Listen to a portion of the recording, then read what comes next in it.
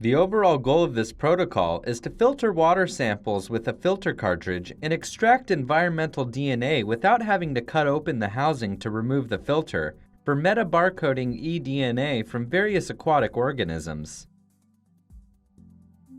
This method can help answer a key question in the ecological field, such as biodiversity monitoring and community ecology. The main advantage of this technique is that the filter cartridges can accommodate larger water volumes and the filtration and DNA extraction can be performed in a sterile manner.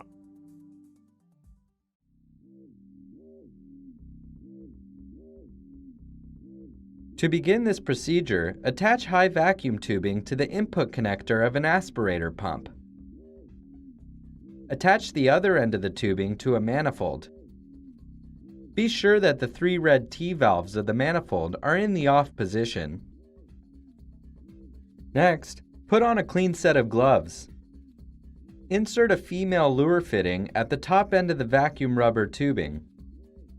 Then, insert a vacuum connector at the bottom end. Carefully attach the female lure fitting to an outlet port of the filter cartridge.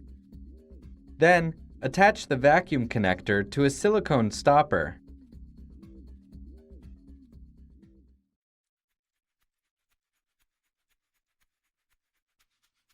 Pour 1 liter of sampled water into the prepared plastic bag and close the screw cap with the male lure lock connector.